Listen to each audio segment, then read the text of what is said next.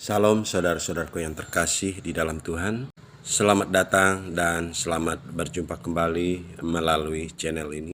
Seperti biasa bahwa saya akan membawakan sebuah perenungan dengan tema ada dosa yang tidak akan diampuni oleh Allah. Sebelum kita melanjutkan pembahasan tersebut, saya mengharapkan saudara dan saudariku untuk menekan tombol like, komen, dan subscribe agar channel ini bisa berkembang supaya semakin banyak jiwa-jiwa yang akan mengenal Tuhan dan firman-Nya sehingga nama Tuhan senantiasa dipermuliakan. Terima kasih dan mari kita melanjutkan pembahasan tersebut dengan tema ada dosa yang tidak akan diampuni oleh Allah.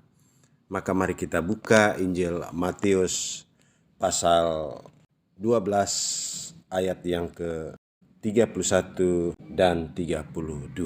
Sebab itu aku berkata kepadamu, segala dosa dan hujat manusia akan diampuni, tetapi hujat terhadap Roh Kudus tidak akan diampuni. Apabila seorang mengucapkan sesuatu yang menentang anak manusia, ia akan diampuni. Tetapi jika ia menentang Roh Kudus, ia tidak akan diampuni.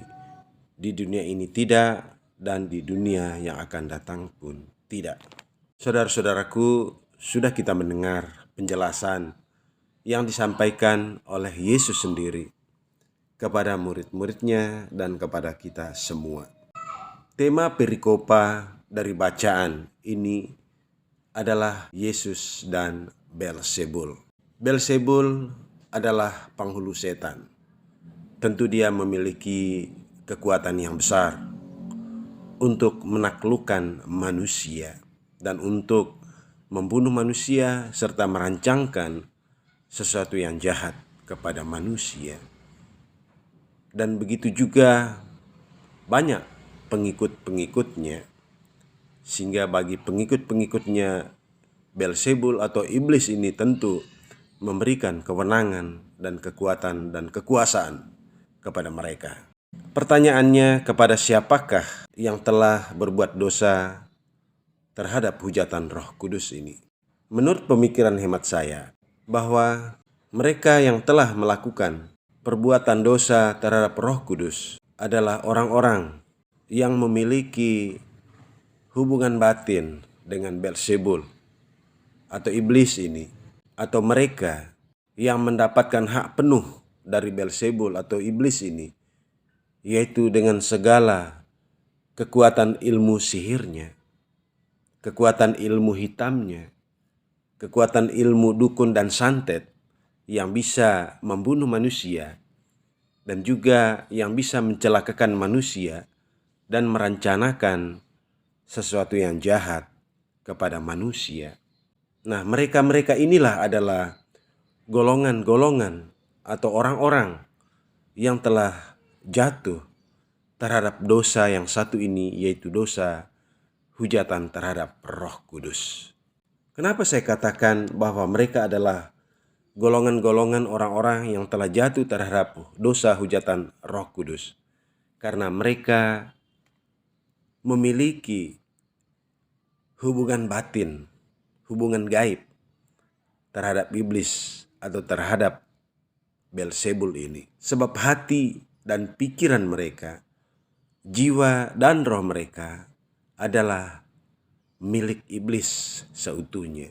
Sehingga tidak salah, golongan mereka inilah yang telah jatuh dalam dosa hujatan terhadap Roh Kudus. Alasan yang kedua, karena mereka juga sebelum memiliki hubungan batin terhadap ikatan atau kekuatan kepada iblis atau Beelzebul ini, bahwa mereka juga telah dibaptis dan mengaku Yesus adalah Tuhan dan Juru Selamat. Namun mereka telah mengingkari nama tersebut. Mereka telah berpaling dari Tuhan, meninggalkan Tuhan. dan mereka lebih memilih bersatu, bersekutu dengan iblis.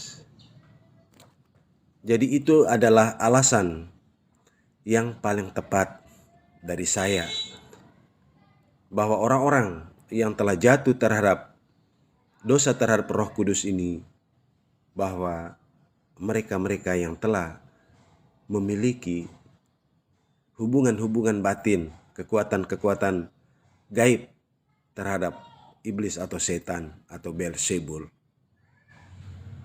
sehingga kelak ketika Tuhan memanggil mereka dari tengah dunia ini, maka Tuhan Yesus tidak akan mau mengampuni mereka. Sebab ketika mereka hidup di dunia ini, mereka telah menjadi pemilik iblis. Mereka telah bersatu dengan iblis, dan mereka telah berusaha menjadi kaki tangan iblis dan melakukan kehendak iblis dalam kehidupan mereka. Sehingga tidak salah Yesus menjatuhi hukuman kepada mereka bahwa mereka telah berbuat dosa kekal. Saudara dan saudariku, siapapun atau siapa saja yang telah mendengar dan menonton channel ini, jika Anda sedang belajar memperoleh ilmu dari iblis atau dari kekuatan dunia ini, saya mau katakan, lepaskan, tinggalkan itu. Sebab ada konsekuensi yang sangat besar yang Anda dapatkan jika Anda tidak melepaskan hubungan-hubungan gaib terhadap roh-roh dunia ini, yaitu iblis ataupun setan ataupun Beelzebul. Sebab itu pertandanya bahwa Anda telah berdosa hujatan terhadap Roh Kudus, karena Anda telah dibaptis dalam nama Tuhan, dan Anda juga telah menerima sakramental dari gereja, sehingga secara pengakuan iman bahwa Anda telah menjadi anggota warga kerajaan sorga.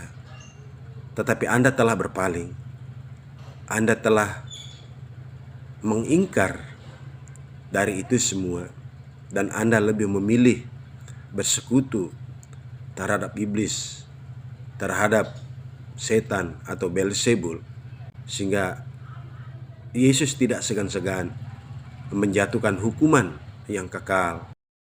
Jadi saudara dan saudariku, itulah yang disampaikan Yesus kepada kita melalui pesannya dalam Injil ini, bahwa setiap dosa dan hujat manusia akan diampuni, tetapi hujat terhadap Roh Kudus tidak akan diampuni. Apabila orang mengucapkan sesuatu menentang anak manusia, ia akan diampuni, tetapi jika ia menentang Roh Kudus, ia tidak akan diampuni. Di dunia ini tidak, maupun di dunia yang akan tidak. Terima kasih saudara dan saudariku yang telah menonton atau mendengar channel ini. Kita selalu berusaha untuk melakukan yang terbaik, kan diri kita kepada Tuhan. Tuhan Yesus memberkati.